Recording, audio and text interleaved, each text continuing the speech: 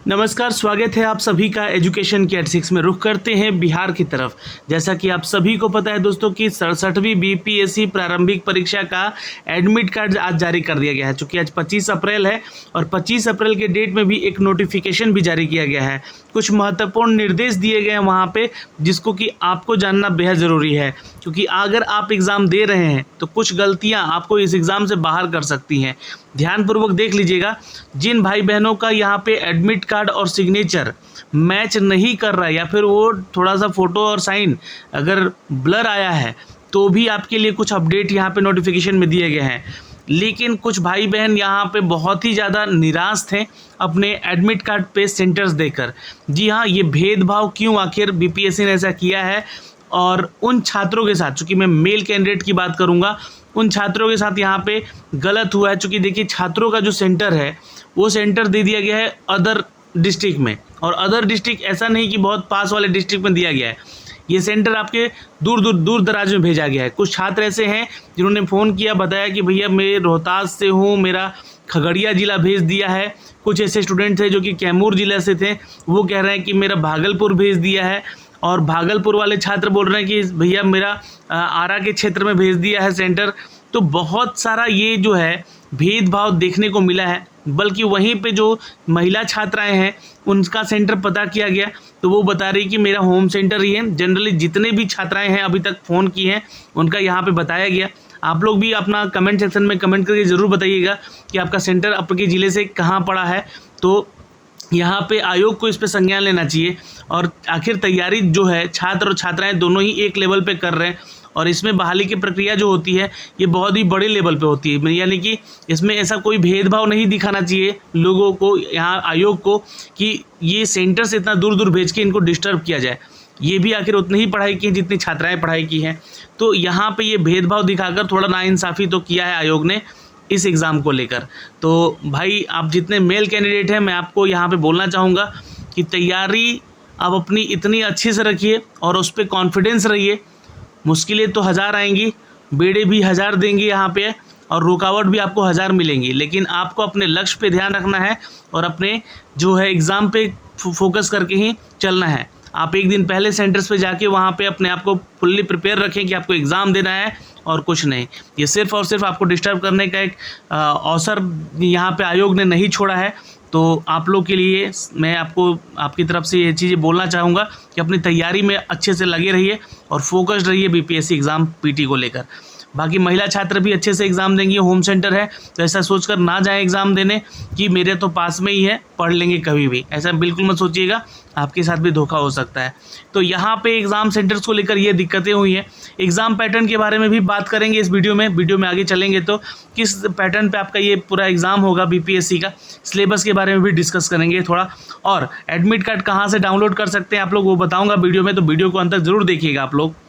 जो भी छात्र छात्राएँ यहाँ पे बिहार की छात्र छात्राएं हैं जो कि 10th से लेकर 12th तक में, और जो कि आईआईटी और नीट के एग्ज़ाम की तैयारी कर रहे हैं, उनके लिए ये सुनहरा अवसर है। अनअकैडमी लेकर आया है एक बेस्ट फेस्टिवल ऑफ़र। ये लर्निंग फेस्टिवल ऑफ़र है 45 दिन के सब्सक्रिप्शन को लेकर, जो कि मात्र 300 रुपये में आपको यहाँ से दिया जा रहा है, 299 में। और ये जो है 23 अप्रैल से 30 अप्रैल के बीच में ही आपको ये दिया जा रहा है। तो आपको करना क्या है कि इस बीच में ही यहाँ पे ज्वाइन करना है।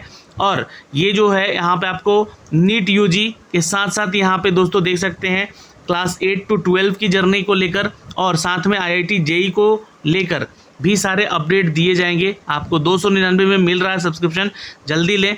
23 से लेकर 30 अप्रैल के बीच में आप यहाँ पे ज्वाइन करेंगे और तभी इसका फ़ायदा मिल सकेगा। और एक रेफरल कोड मैं अपना दे रहा हूँ जो कि जितेंद्र 10 है, इसका यूज़ कीजिएगा, आपको 10% का डिस्काउंट इस कोर्स पे भी अवेलेबल आपको मिलेगा। तो यहाँ पे मिलेगा आपको लाइव क्लासेस, 24/7 डाउट क्लियरिसेशन, और सीबीएसई बोर्ड प्रिपरेशन, और पर्सनलाइज एकेडमिक काउंसलिंग की जाएगी। तो अभी सब्सक्रिप्शन लें। जी हाँ, नीचे दिए गए डिस्क्रिप्शन में हमने आपको सारे लिंक दे रखे हैं। दोस्तों, अब चलते हैं बिहार बीपीएससी के ऑफिशियल वेबसाइट पे, जहाँ पे आपको देखने को मिलेगा 25 तारीख का एक नोटिफिकेशन, जहाँ पे 67वीं बीपीएससी को लेकर एडमिट कार्ड को लेकर कुछ अपडेट दिए गए हैं। क्या गलतियाँ नहीं करनी आपको यहाँ पे बताया गया है, मैं आपको ये भी दिखलाऊँगा। पहले आप यहाँ से जो है अप्लाई ऑनलाइन पे क्लिक कीजिएगा। यहाँ पे जैसे ही क्लिक करेंगे आपको आपका जो है एडमिट कार्ड डाउनलोड करने का लिंक यहाँ से दे दिया गया है, तो ये क्लिक कीजिएगा यहाँ पे। आपको भेजेगा दोस्तों इस पेज पे, जहाँ से आप अपना यूज़र नेम, आपके ईमेल आईडी पे आपका यूज़र नेम होगा, या फिर आपके मोबाइल में आपने भरा होगा तो एसएमएस आया होगा, ईमेल आईडी पे यूज़र नेम है, वो पासवर्ड डालिएगा और ये कैप्चे को यहाँ डाल के लॉगिन कर लीजिएगा। लॉगिन करते ही आपका जो है एडमिट कार्ड डाउनलोड करने का एक ऑप्शन देगा, उस पर क्लिक करके कैप्चे को फिल करके अपना एडमिट कार्ड डाउनलोड कर लीजिएगा। उसको प्रिंट आउट भी ले लीजिएगा। मैं आपको एक छात्रा का यहाँ पे दिखलाता हूँ एडमिट कार्ड। ये देख सकते हैं, ये जो छात्रा है इनका जो है होम सेंटर ही दिया है इन्होंने, जैसा कि बताया मुझे कि यहाँ पे सर मेरा जो है यहाँ होम सेंटर ही दिया है और मैं इस एग्ज़ाम को देने को तैयार हूँ यहाँ पे। तो दूसरी चीज़ है यहाँ पे कि जो निर्देश दिए गए हैं एडमिट कार्ड को लेकर, ये क्या है, तो अपने पास प्रवेश पत्र के सदैव रखें। ई प्रवेश पत्र को सुरक्षित रखिएगा एग्ज़ाम देने के बाद भी, तो ये आगे आके जाके आपको काम भी आएगा। कोरोना को लेकर यहाँ पे महामारी ध्यान रखते हुए अभ्यर्थी को निर्देश दिया जाता है कि कोविड अनुकूल व्यवहार और अद्यतन मानक संचालन प्रक्रिया का पालन करेंगे और इस पर ज़्यादा ध्यान रखिएगा, अपना खुद ख्याल रखिएगा। निर्धारित परीक्षा केंद्र पर प्रारंभ के 1 घंटा पहले पहुँचना आपको ये भी ध्यान रखना है। परीक्षा प्रारंभ होने के परीक्षा कक्ष में प्रवेश होने की अनुमति नहीं दी जाएगी। परीक्षा जो है अवधि की समाप्ति के पूर्व किसी परीक्षार्थी को परीक्षा कक्ष में छोड़ने की अनुमति नहीं दी जाएगी, चाहे उसका अपना उत्तर पत्रक शिक्षक के पास जमा ही क्यों ना हो या कर दिया हो। परीक्षा केंद्र में अपने निर्धारित स्थान पर बैठे रहें। प्रश्न पुस्तिका एवं उत्तर पत्र जो है अंकित निर्देशों के अनुपालन का ध्यान रखेंगे, उनको अच्छे से पढ़िएगा और उसका आप लोग यहाँ पे अनुपालन करेंगे। चौथा अपडेट थोड़ा इम्पॉर्टेंट है, चूँकि जो आपको OMR सीट मिलेगा उसमें जितने भी निर्देश दिए गए हैं उसके स्थान पर अभ्यर्थी अपने प्रवेश पत्र में 6 अंकों वाला रोल नंबर लिखेंगे। किसी भी स्थिति में अपना रजिस्ट्रेशन नंबर नहीं लिख देंगे वहीं पे पहली गलती करते हैं छात्र यहाँ पे। तो नियत स्थान पर अपना नाम, रोल नंबर जो कि होगा, क्वेश्चन बुकलेट सीरीज लिखेंगे और OMR सीट की जांच मशीन होती है, इसमें कोई भी मानवीय हस्तक्षेप नहीं होता है, इसलिए रोल नंबर और बुकलेट सीरीज अंकन गोला कर दोबारा नहीं करें। ऐसा मतलब ये नहीं है कि आपने एक बार कलर कर दिया और फिर उसमें रबर से मिटा रहे हैं या फिर इरेजर से मिटा रहे हैं या फिर उसको वाइटनर से मिटा रहे हैं, तो वो अगर किया आपने तो वहीं पे आप फेल हो जाएंगे। तो ये बातें यहाँ पे साफ साफ पहले ही बता दी गई है और इस चीज़ को लेकर मैं आप लोगों को बार बार कहता हूँ कि कभी भी आंसर में या फिर खासकर यहाँ बुकलेट में आपको ये गलती नहीं करनी है, नहीं तो यहीं से आपका रिजेक्ट हो जाएगा और आप हो जाएंगे यहाँ से बाहर सीधे। तो इस बात का आप ध्यान रखिएगा। OMR सीट की लेकर किसी भी प्रकार का चिन्हित उस पर अंकित नहीं करिएगा, ना ही वाइटनर से, ना ही ब्लेड से, ना ही इरेजर से। वस्तुनिष्ठ प्रश्नों के उत्तर के लिए OMR सीट में जो भी अनुदेश दिए गए उसका पालन करेंगे और उसके विकल्प में केवल एक ही विकल्प का ऑप्शन सही होता है, उसी को आप रंगेंगे। ठीक है, 5 ऑप्शन वाले हैं तो एक ही कोई सही होता है। अब परीक्षा भवन में अपने साथ ब्लू और ब्लैक पॉइंट पेन जो है अतिरिक्त अन्य सामग्री ना ले जाएं। जो OMR सीट है उसमें प्रश्न जो पत्र होते हैं अभ्यर्थी जो हैं ब्लू और ब्लैक बॉल पॉइंट से रंगा जाना चाहिए और किसी भी स्थिति में एक अंकित उत्तर बदलाव मान्य नहीं होगा। उत्तर के विरुद्ध में अंकित पत्रक के जो कूट है उसको पेंसिल से रंगना है ये, और उत्तर अमान्य कर दिया जाएगा अगर पेंसिल से रंगते हैं तो उसको ब्लू और ब्लैक पेन से ही रंगना है।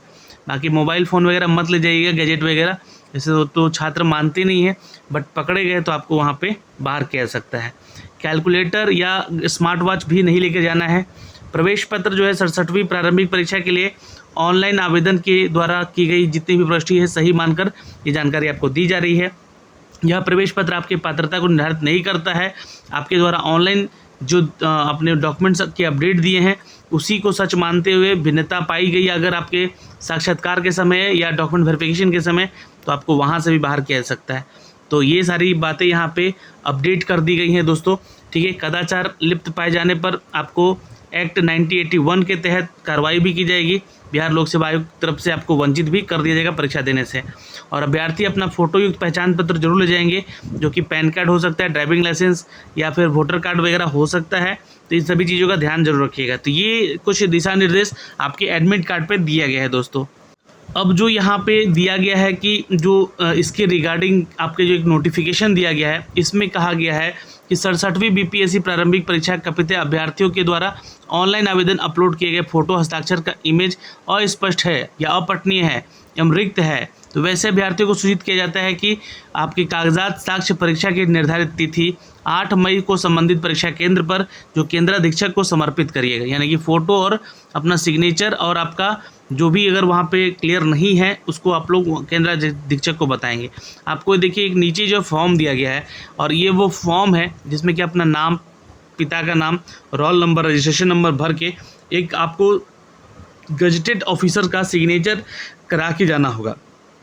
ये गजटेड ऑफिसर आपके एसडीओ हो सकते हैं, सीओ हो सकते हैं, या फिर आपके कोई डॉक्टर्स हो सकते हैं जो कि सरकारी डॉक्टर होते हैं।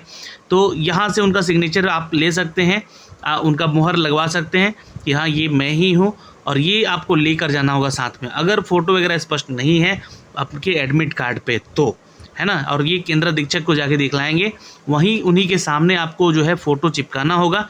अपना आईडी प्रूफ दिखाइएगा, यहाँ पे जो बातें लिखी गई हैं, और फ़ोटो दिखला के ही अपना फ़ोटो चिपकाएंगे और फिर उसके बाद सिग्नेचर वहाँ पे करेंगे, तब आपको जाके एंट्री मिल सकती है। तो जिनके साथ यहाँ पे दिक्कत हुआ उनको, और यहाँ पे एक बात और लिखा गया है कि ये बाई पोस्ट आपको एडमिट कार्ड नहीं भेजा जा रहा है, तो इसलिए इस बात का भी ध्यान रखेंगे आप लोग को ऑनलाइन ही, जो कि बीपीएससी के अभी मैंने बताया कहाँ से आपको डाउनलोड करना है, ये लिंक सारे दिए गए हैं यहाँ से, ये सारी जानकारी आपको यहाँ से भी उपलब्ध करा दी गई है दोस्तों।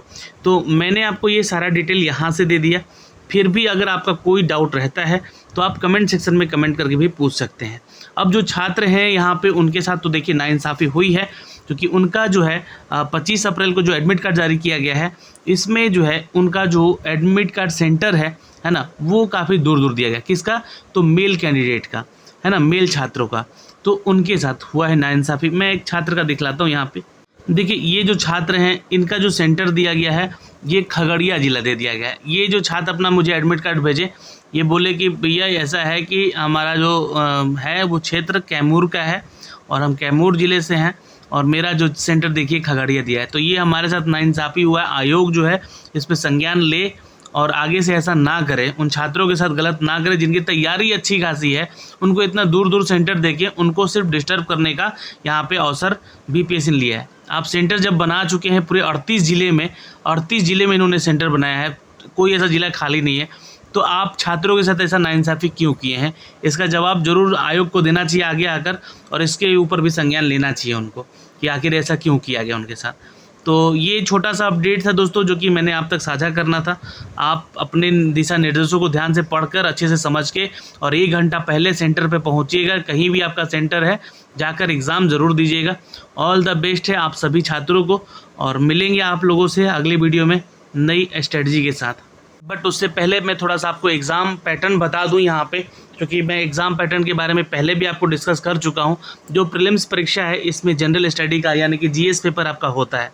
अब जीएस पेपर में क्या क्या है चीज़ें, तो जनरल साइंस, इसमें दोस्तों फिजिक्स, केमिस्ट्री और बायोलॉजी, यानी कि बायोलॉजी, फिजिक्स, केमिस्ट्री, ये 3 सब्जेक्ट के पेपर होते हैं। इनफैक्ट इसमें आपका इन्वायरमेंट भी जोड़ता है, यहाँ पे क्वेश्चन इन्वायरमेंट से रहते हैं। जनरल नॉलेज के क्वेश्चन होंगे यहाँ से आपके, लेकिन यहाँ पे जो जीके की बात करें तो सबसे पहले इतिहास का क्वेश्चन सबसे ज़्यादा होता है यहाँ पे। तो आप बिहार का इतिहास ज़रूर पढ़ के जाएँ, क्योंकि कल के एग्ज़ाम में बिहार दरोगा की परीक्षा में मेंस में आपको झारखंड का भी जीके देखने को मिला है। तो बिहार जो है ये पूरा झारखंड और बिहार जब एक हुआ करता था उस समय तक का आप पूरा इतिहास पढ़िएगा, कोई भी वहाँ से क्वेश्चन उठा के पूछ सकता है आयोग। तो बिहार और इंडिया का हिस्ट्री, बिहार और इंडिया का ज्योग्राफी, पॉलिटी ऑफ इंडिया। अब चूँकि देखिए पॉलिटी ऑफ इंडिया इसलिए है क्योंकि बिहार का पॉलिटी अलग है नहीं, सभी के लिए संविधान यहाँ पे सेम है। संविधान में भी मैं अगर आपको बता दूं यहाँ पे तो 2-3 टॉपिक तो ज़रूर पढ़ लीजिएगा। एक अमेंडमेंट, जो अमेंडमेंट हुए हैं और खासकर जो अभी नए हुए हैं, क्योंकि देखिए बिहार दरोगा में एक क्वेश्चन पूछा गया था वहाँ पे अमेंडमेंट को लेकर, है ना, 103, 102, 104 ये अमेंडमेंट अभी हाल ही में हुए थे, तो उन सभी के बारे में पूछ लिया था। तो वो सब जरूर देख के जाना है। संसद के बारे में पढ़ के जाना है, संविधान के बारे में पढ़ के जाना है, ठीक है। तो ये 3-4 चीज़ें ध्यान में रखिएगा। इकोनॉमी ऑफ इंडिया और इकोनॉमी ऑफ बिहार जरूर पढ़ना है। बिहार में एक्चुअली अगर हम बात करें, बिहार की इकोनॉमी की बात करें तो आर्थिक सर्वेक्षण का एक पतला बुक आता है, आप परीक्षा मंथन का ले सकते हैं, वहाँ से उठा के क्वेश्चन पढ़ लीजिएगा, वहाँ से क्वेश्चन बनेगा ही बनेगा। पोस्ट फ्रीडम, है ना, ध्यान रखिएगा। इंडिया मूवमेंट के बारे में क्वेश्चन होगा, चूँकि यहाँ से क्वेश्चन हर बार एग्जाम में रहता है। और बिहार ऑफ दिस मूवमेंट, जितने भी बिहार से जुड़े हुए अभी आधुनिक भारत का बिहार का इतिहास और भारत का इतिहास जरूर पढ़ के जाइएगा, यहाँ से क्वेश्चन आपके बनेंगे। अगर हम बात करें करेंट अफेयर की, तो छात्र पूछते हैं कि कितने साल के पढ़े। देखिए 2021 में ये फॉर्म भरा चुका है आपका, 2022 में जाके एग्ज़ाम हो रहा है, तो आपका कम से कम जब से फॉर्म निकला है तब से लेकर अभी तक का करेंट अफेयर, एटलीस्ट 1 साल का तो करेंट अफेयर आपको पढ़ के जाना होगा, तभी आप यहाँ पे कुछ कर पाएंगे आगे चल के। ओके, इसके बाद दोस्तों जो अगर आप क्लियर होते हैं यहाँ से, है ना, तो आपको मिलता है यहाँ पे मेंस एग्ज़ाम। ये पैटर्न मैं बता दूँ आपको थोड़ा सा, पैटर्न में जो मेंस एग्ज़ाम होगा उसमें आपको एक पेपर हिंदी का होगा जो कि क्वालिफाइंग नेचर का होगा, 100 नंबर का होगा, 3 घंटा समय दिया जाएगा। पास हो गए तो आपकी आगे कॉपी चेक होगी। उसके बाद जीएस पेपर 1 होगा, वहाँ पे आपको 3 सब्जेक्ट होते हैं इसमें, तो इसमें 300 का पेपर होगा, ये 3 पेपर होंगे यहाँ पे, है ना, 3 सब्जेक्ट का आपका 3 घंटे का ये भी पेपर है। जीएस पेपर 2 भी 3 पेपर होता है, यहाँ भी आपका 300 नंबर का ये पेपर होगा, 3 पेपर होगा, 3 घंटा होगा ये। ऑप्शनल पेपर आप चूज़ करते हैं जो कि आप फॉर्म भरते समय चूज़ किए, उसी का ये एग्ज़ाम लेगा आपसे, ये अलग से 300 नंबर का ही ये क्वेश्चन होता है ऑप्शनल पेपर का, इसके लिए भी 3 घंटे आपको समय मिलेंगे। टोटल मिला के देखें तो 900 नंबर का ये क्वेश्चन है जो कि आपको इस पेपर के लिए 3 घंटे समय मिलेगा। तो ये हो गया मेंस का पैटर्न। उसके बाद आप सेलेक्ट होते हैं तो आप जाते हैं दोस्तों कुछ ऐसे पोस्ट है जहाँ पे आपका पीईटी लिया जाता है, ठीक है, जिसमें लेकर आपका 5 फुट 5 इंच छात्रों का हाइट होना चाहिए और 32 इंच जो है एक्सपेंशन आपका चेस्ट का होना चाहिए। मेल कैंडिडेट की बात कर रहा हूँ। फीमेल में अगर जाएंगे तो 5 फुट 2 इंच का आपका कम से कम हाइट छात्रों का होना चाहिए, कम से कम, इतना इससे छोटा नहीं दिया गया है, और इसमें एक चेस्ट एक्सपेंशन की बातें नहीं की गई है। तो ये पीईटी के कुछ ऐसे पोस्ट हैं यहाँ पे जिसमें कि पीईटी आपका होता है बिहार बीपीएससी में, लेकिन इसके बाद जिन छात्रों का पीटी नहीं होता है जिस पेपर में, जिन पोस्ट के लिए, उनके अलावा उनका एक इंटरव्यू बचता है और इनके बाद जो भी छात्र भागेंगे वो इंटरव्यू के लिए आप आगे जाएंगे। तो अब इंटरव्यू होगा, उसके बाद आपका फाइनल सिलेक्शन होगा, डॉक्यूमेंट वेरिफिकेशन होगा, आपके मेडिकल फिटनेस को लेकर भी चेक किया जाएगा और फाइनली सिलेक्शन आपका हो जाएगा। तो ये हो गया दोस्तों आपका एग्ज़ाम पैटर्न। तो आप ये सारी चीज़ें समझ गए। यहाँ से हमने बात की यहाँ पे एग्ज़ाम सेंटर्स की, आपके एग्ज़ाम पैटर्न की, सिलेबस की, एडमिट कार्ड की, और अब तय है आपका ये परीक्षा होना, इसलिए 8 मई को आपका एग्ज़ाम है। सभी छात्रों को बहुत बहुत शुभकामनाएँ हैं। तो ये कुछ गलतियाँ मत कीजिएगा, परीक्षा दीजिएगा। धन्यवाद।